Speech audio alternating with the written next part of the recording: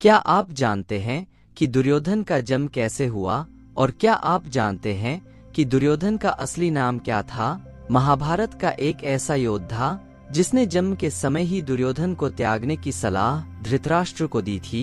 कहा तो यह भी जाता है कि जन्म के समय ही दुर्योधन को मार डालने को कहा था। जब दुर्योधन का जन्म हुआ था उस समय विचित्र अपशगुन घटनाएं घटी थी, जिन्हें देखकर यह समझ में आ गया था कि दुर्योधन सुपुत्र नहीं कुपुत्र है। लेकिन महाराज धृतराष्ट्र और माता गांधारी के पुत्र मोह के कारण दुर्योधन को त्याग ना सके। तो लिए आज हम इस वीडियो के माध्यम से महाभारत के कुछ ऐसे ही अंशों को उजागर करने वाले हैं। वीडियो में आगे बढ़ने से पहले मैं आपसे रिक्वेस्ट करना चाहूंगा, अगर आपने अभी तक चैनल सब्सक्राइब नहीं किया है तो प्लीज सब्सक्राइब कर ले और बेल को बजाकर ऑल को प्रेस जरूर कर दें, ताकि आगे आने वाली वीडियो की नोटिफिकेशन सबसे पहले आपको मिल सके। महाभारत युद्ध का खलनायक दुर्योधन को माना जाता है। इसका कारण यह है कि दुर्योधन की जिद और महत्वाकांक्षा के कारण बार बार पांडवों को वन जाना पड़ा और कष्टपूर्ण जीवन जीने के लिए मजबूर होना पड़ा। इसका परिणाम यह हुआ कि कौरवों और पांडवों के मन में एक दूसरे के प्रति ऐसा जहर फैला कि महायुद्ध की तैयारी शुरू हो गई। दुनिया भर के देश दो भागों में बंट गए। एक पक्ष कौरवों के साथ था तो दूसरा पांडवों के। और फिर एक ऐसा दिन आया जब दुनिया भर के योद्धा कुरुक्षेत्र के मैदान युद्ध के लिए जम गए। 18 दिन चले इस युद्ध ने लाखों करोड़ों लोगों को मौत के घाट सुला दिया। यही कारण है कि दुर्योधन को महाभारत युद्ध का खलनायक कहा जाता है।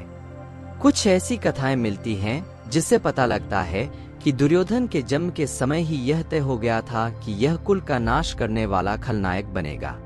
तो आइए जानते हैं दुर्योधन के जन्म की कुछ प्रचलित कथाएं। पांडु और धृतराष्ट्र दोनों चिंतित थे।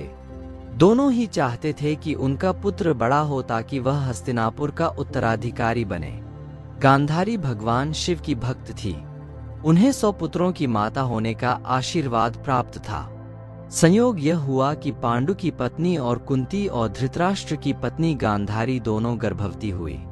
लेकिन भाग्य ने पांडु का साथ दिया और सबसे पहले पांडु के घर युधिष्ठिर का जन्म हुआ। इससे धृतराष्ट्र और उनकी पत्नी गांधारी बहुत दुखी हुई।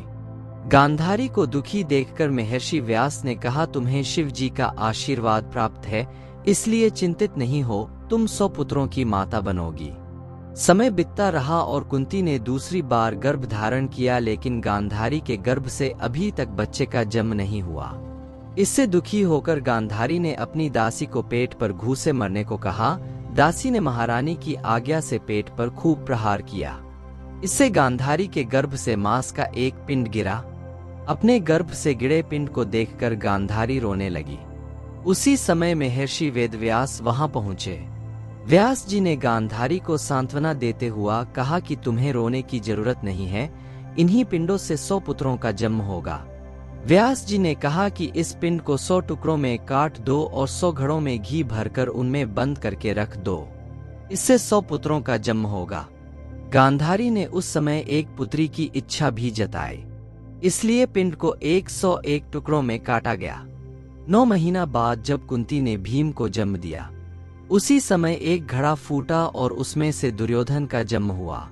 दुर्योधन के जन्म के साथ ही कुछ अजब घटनाएं होने लगी, जिससे राज पंडित और विदुर चिंतित हो उठे। दरअसल दुर्योधन पैदा होते ही गधे की आवाज में जोर जोर से रोने लगा। यह सुनते ही आसमान में काले बादल छा गए और राजमहल के पास आकर सियार जोर जोर से रोने लगे। कोए के झुंड आ गए। आसमान में गिद्ध और चिल आसमान में मडराने लगे। बवंडर आने शुरू हो गए और दिन में ही रात के जैसा माहौल लगने लगा। सियारों की आवाज को सुनकर एक भय और अपशुगन का माहौल बनता जा रहा था। सियारों को सैनिक भगा देते, लेकिन वह फिर आकर रोने लगते। इसे देखकर राजपंडितों ने कहा कि बालक का जन्म अशुभ घड़ी में हुआ है और यह कुल का नाश करने वाला होगा। यह अगर राजमहल में रहा तो कुल का अंत हो जाएगा।